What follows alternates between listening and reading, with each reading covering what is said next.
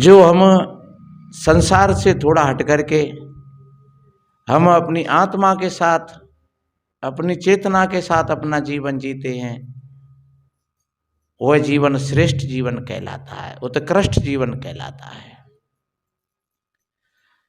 आत्मा से जुड़ने का मतलब है हम कभी अपने आप को न भूलें। जैसे कोई बहन पानी पहले लाती कुआं से भर करके, तो 3-3 4-4 बर्तन ऊपर रख करके और चली आती,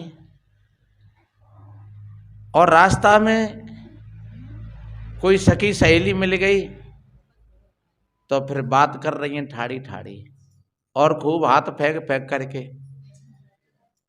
लेकिन ध्यान कहाँ है उनका?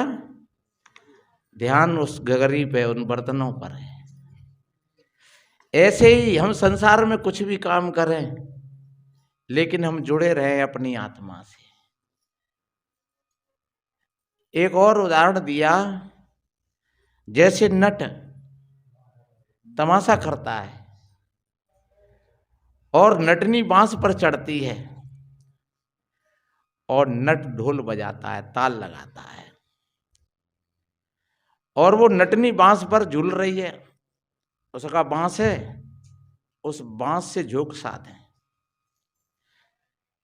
और उसका ध्यान कहाँ है? ताल पर। अगर कहीं बाई चांस नट चूक जाए अपनी ताल में तो नटनी गिर पड़ेगी, क्योंकि उस नट की तालों का और उसके लक्ष्य का एक तारतम्य जुड़ा हुआ है बिल्कुल। इसलिए वो झूलती हुई और वो बत्त पर रस्सा पर चली जाती है और वो ढोल बजाए रहो, ढा ढा ढा ढा ढा ढा ढा ढा, और उसका लक्ष्य वहां जुड़ा हुआ है। ऐसे ही हमारा भी, हम संसार में किसी भी कार्य को करें, लेकिन हम अपनी आत्मा से, अपनी चेतना से जुड़ करके करें, तो समझ लो कि आपका भजन हो रहा है, हर क्षण भजन हो रहा है। भोजन पा रहे हैं, होश के साथ पा रहे हैं। बर्तन मांज रहे हैं, होश के साथ मांज रहे हैं। घर में झाड़ू लगा रहे हैं, होश के साथ लगा रहे हैं। कहीं हम बात कर रहे हैं किसी से, तो हम होश के साथ कर रहे हैं। देखा जाए, कभी हम बात करते हैं और हम 2-3-4 आदमी हैं, और बात हम इतनी जोर जोर से करते हैं कि लोग सड़क पर भी सुने। तो तुम बात तो कर रहे हो, लेकिन तुम्हें होश ही नहीं है कि हमें यहाँ कितनी आवाज की जरूरत है। हम 2 जने बतरा रहे हैं तो उतनी आवाज निकले कि हम दोनों के बीच में रहे, तो समझ लो कि आप होश में हो। सही बंदगी से, तो समझ लो कि आप होश में हो। कहीं कहीं देखा जाता है, लोग सड़क पर जाते हैं 2-3-4 और लड़ाई सी करते जाते हैं।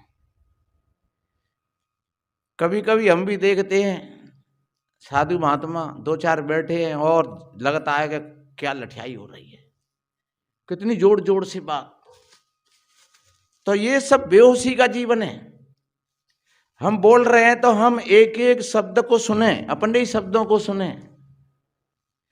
हम कुछ गाने के लिए तैयार हुए तो हमें यही हो सुनाना है कि हमारी आवाज कितनी है और हम कहां से उठ गए, और फिर आगे टंग जाते हैं। क्योंकि जब बोला तो होश ही नहीं था कि हम कहां से बोलना चाहिए, कहां से हमारी चीज अच्छी लगेगी। और फिर समय के हिसाब से कौन सी समय है, कहाँ बोलना चाहिए, कैसे बोलना चाहिए, कितना बोलना चाहिए, कब बोलना चाहिए, एक बड़े होश की बात है। इस तरीका से सजगताई का जीवन होता है तो आपका जीवन भजन का जीवन है, ध्यान का जीवन है, साधना का जीवन है। ध्यान कोई उतने ही समय को नहीं कहते हैं कि हम आंख मीच करके बैठ जाएं 10 मिनट, 15 मिनट, 20 मिनट, उतनी समय कोई ध्यान नहीं कहते हैं। ध्यान का अर्थ ही होता है प्रत्येक कार्य हम ध्यान के साथ करें, ध्यान से जुड़े रहें। ध्यान से जुड़ना ही अपनी आत्मा से जुड़ना है। जो इस तरीका से अपने आप से जुड़ गए तो आप, सदगुरु कबीर साहब जी ने कहा है, कोई राम रसिक रस पियोगे और पियोगे युग जियोगे। कितना बढ़िया बात कही। कोई राम रसिक,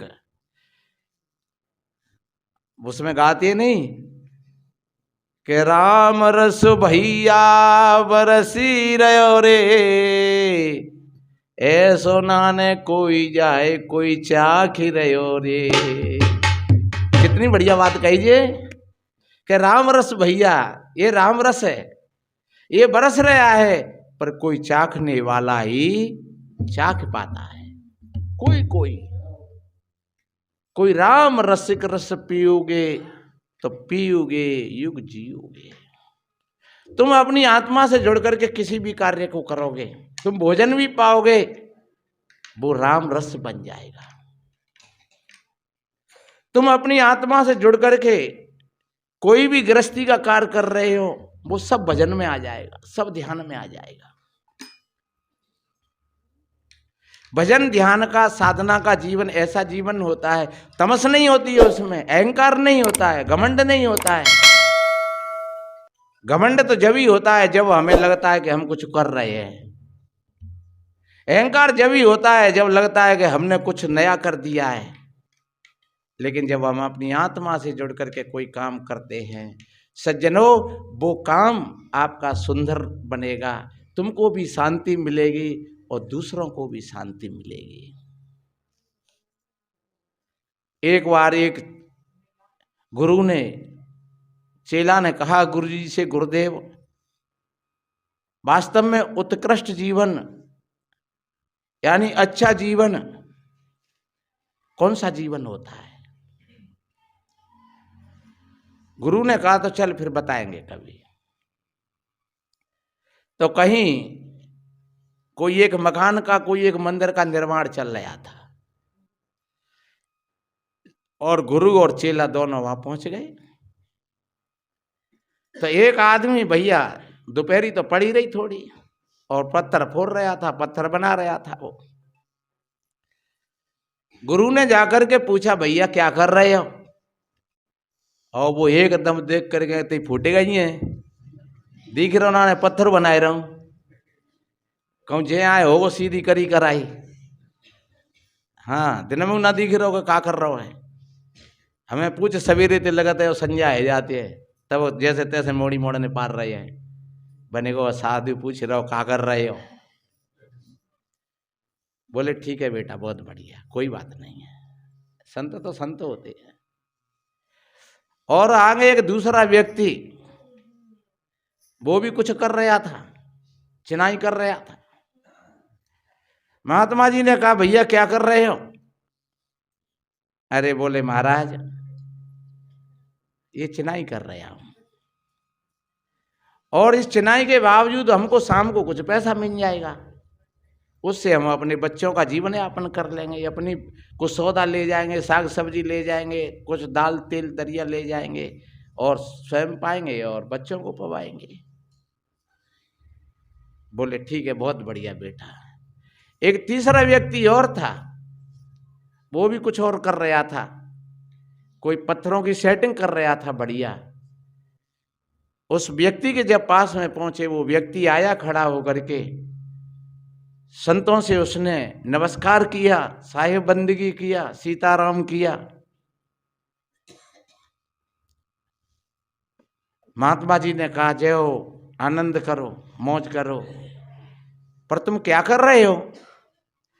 बोले गुरुदेव बड़े सौभाग्य की बात है, ये आप सदगुरु संतों की ऐसी दया हो गई है, मालिक की ऐसी दया हो गई है कि ये मंदिर बन रहा है और इसमें सेवा का मौका मिल गया है, कुछ पैसा भी मिल जाएगा, उस पैसे से बच्चों के लिए कुछ साधन बन जाएगा और हमारा समय भी बढ़िया कट रहा है और इस मंदिर का भी कार्य हो रहा है। आम के आम और गुठलीन के दाम।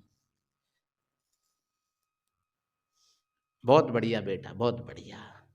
महात्मा जी ने कहा ये तीन व्यक्ति हैं, ऊपर से तीनों एक जैसे ही लग रहे हैं, लेकिन तीनों की धारा अलग अलग है। एक व्यक्ति बहुत परेशान है अपने कर्म से और वो बोझा समझ रहा है, अपने जीवन को बोझा ढो रहा है।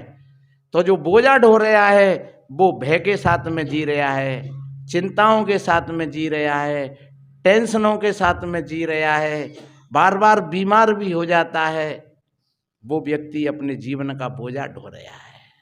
वो कनिष्ठ प्रवृत्ति का व्यक्ति है।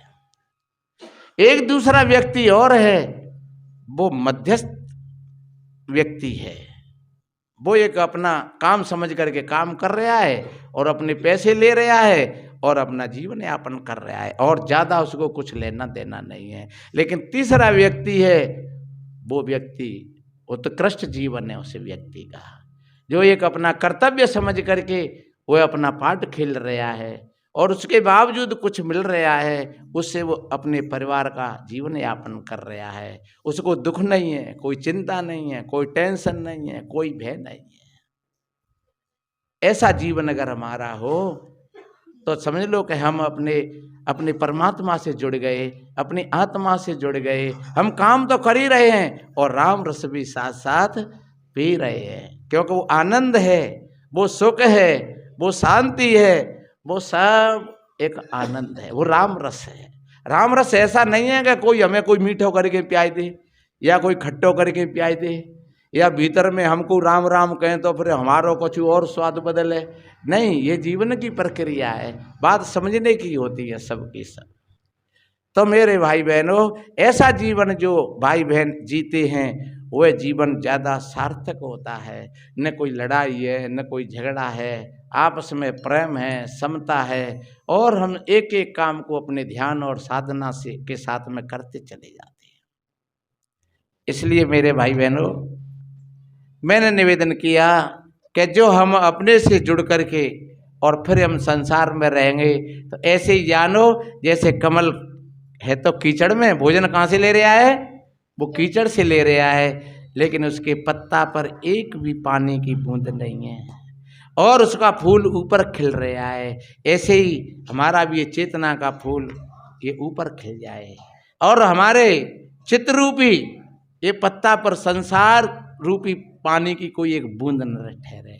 तो समझ लो भोजन तो वहीं से मिलेगा, जैसे कमल को भोजन कीचड़ में से मिल रहा है, ऐसे ही हमारा जीवन तो संसार में ही रहेगा। हम भी संसार में ही हैं, आप लोगों के बीच में हैं, चाहे जनता धौलपुर की होए, चाहे जनता बम्बई की होए, चाहे जनता दिल्ली की होए, चाहे बिहार बंगाल की होए, यही सब बहन बेटी हैं, यही सब बच्ची बच्चा हैं, यही सब भाई लोग हैं, चाहे जहाँ चले जाओ वही संसार है पूरा का पूरा। लेकिन जब ये जीने की कला आ जाएगी तो तुम अपने घर पर भी अपने जीवन का आनंद ले सकोगे बढ़िया। यही संतों की भावना है और मैंने निवेदन किया। आप सभी भाई बहनों ने बड़े धैर्यता के साथ श्रवण किया और आप सभी भाई बहनों के लिए कोट कोट साधुवाद, धन्यवाद। इन्हीं शुभ मंगल कामनाओं के साथ यहाँ वाणी को समापन। बोलिए श्री सद्गुरुदेव।